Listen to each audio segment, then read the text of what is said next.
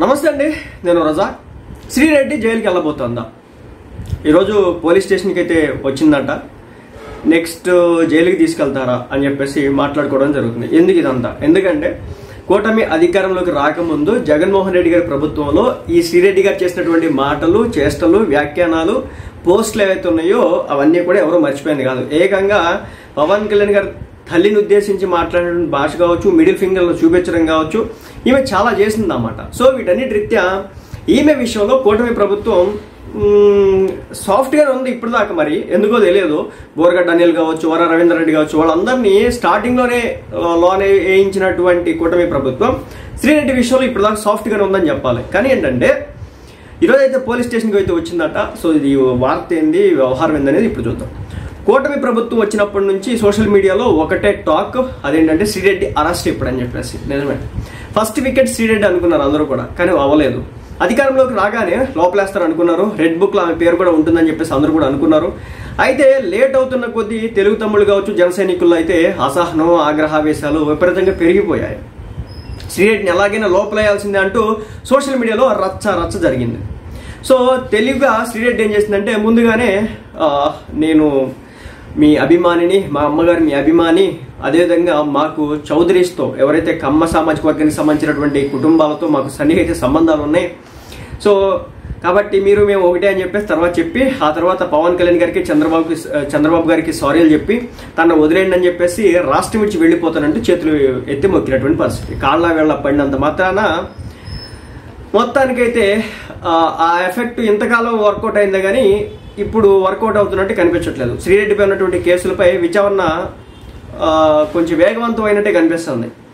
Police స్టేషన్కి అయితే ఈరోజు శ్రీరెడ్డి రావడం జరిగిందన్నమాట. శ్రీరెడ్డిని పోలీసులు విచారణకు హాజరవ్వమన్నారు. విజయనగరం జిల్లా పూసల పార్టీ రేగ పిఎస్కి అయితే శ్రీరెడ్డి వచ్చింది. చంద్రబాబు గారు, లోకేష్ గారు, పవన్ కళ్యాణ్ గారులపై అసభ్యకరమైన పోస్టులు పెట్టారంటూ శ్రీరెడ్డిపై ఫిర్యాదు చేయడం జరిగిందన్నమాట. గతేడాది 2024 నవంబర్ 13న నెల్లిమర్ల పోలీస్ స్టేషన్లో శ్రీరెడ్డిపై ఈ కేసు నమోదైంది. నెల్లిమర్ల పోలీస్ స్టేషన్లో ఈ ఫిర్యాదు పైన శ్రీరెడ్డిని విచారించారు శ్రీఐ రామకృష్ణ. విచారణ తర్వాత 41 నోటీసులు ఇచ్చి పంపించారు ఆమెకు. అవసరమైతే మళ్లీ విచారణకు రావాల్సి ఉంటుందని చెప్పేసి ఈమెకు చెప్పడం జరిగింది. అయితే శ్రీరెడ్డి మీద కేవలం ఈ నెల్లిమర్లలోనే కాదు, రాష్ట్ర వ్యాప్తంగా కేసులు ఉన్నాయి. బూతులు తిట్టడం, అనిశ్చితంగా పోస్టులు పెట్టడం, ఇలాంటి ఆరోపణలతో శ్రీరెడ్డి మీద ఏపీ వ్యాప్తంగా అనేక పోలీస్ స్టేషన్ల కేసులు అయితే ఉన్నాయి. ఒక 6 కేసుల్లో తనకు ముందస్తు బెయిల్ ఇవ్వాలంటూ గత ఫిబ్రవరిలోనే ఈమె కోర్టును అయితే ఆశ్రయించిందన్నమాట. చిత్తూరు పోలీస్ స్టేషన్లో పోలీస్ స్టేషన్లో బెయిల్బుల్ సెక్షన్లు పెట్టడం జరిగింది అక్కడ పోలీసులు. విశాఖ జిల్లా స్టేషన్లలో నమోదైనటువంటి కేసుల్లో ముందస్తు బెయిల్ ఇచ్చింది కోర్టు. ఇంకా అనేక జిల్లాల్లో ఈమెపై కేసులు ఉన్నాయి. వాటిలో ఒక కేసులో భాగంగా విజయనగరం జిల్లా నెల్లిమర్ల పోలీసుల ముందు ఈమె అటెండ్ అవడం అయితే జరిగింది.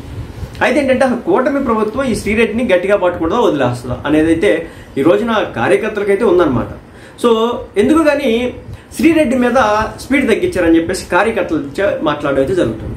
బోరగడ్డ అనిల్ కావచ్చు, అదేవిధంగా వర రవీందర్ రెడ్డి కావచ్చు, రెడ్డి గారు అమ్మాయి అసలు ఆమెతో కంపేర్ చేస్తే ఏమైనా నెక్స్ట్ లెవెల్.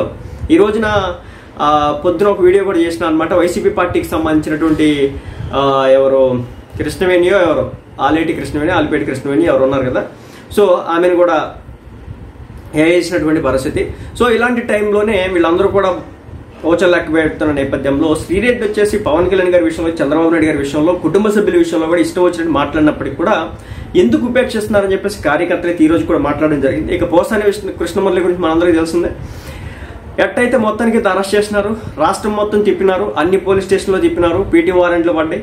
ఆ తర్వాత ఇంకా ఆయన దండం పెట్టేసినాడు, నా వల్ల కావట్లేదు, జడ్జి గారి ముందే ఏడ్ చేసినాడు, నేను చచ్చిపోతాను, నా వల్ల కాదు, ఈ విధంగా తిప్పుతున్నారు, నా వయసు మీద పడింది, నాకు అనేక రకాల హెల్త్ ఇష్యూస్ అయితే ఉన్నాయి అని చెప్పేసి ఆయన పెట్టిన నేపథ్యంలో మొత్తానికైతే ఆయన వదిలేసినటువంటి పరిస్థితి. మరి రెడ్ బుక్లో శ్రీరెడ్డి పేరు ఉందా లేదా, ఉంటే మరి ఎంతకాలం ఎందుకు ఆగింది, ఆల్రెడీ సంవత్సర కాలం అయిపోతుంది కదా అనేది కాడర్ మాట్లాడుతున్న మాట. మరి మొత్తానికైతే ఒక స్టెప్ అయితే పడింది. ఈమెని పోలీస్ స్టేషన్కి అయితే పిలిచినారు.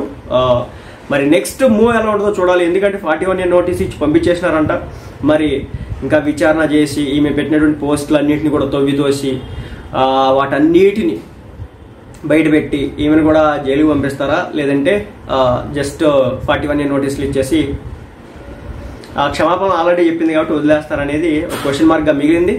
మరి కేడర్ ఏ విధంగా రియాక్ట్ అవుతుంది చూడాలి. అటు జనసేన కేడర్ కావచ్చు, ఇటు టీడీపీ పార్టీ కేడర్ కావచ్చు శ్రీరెడ్డి విషయంలో.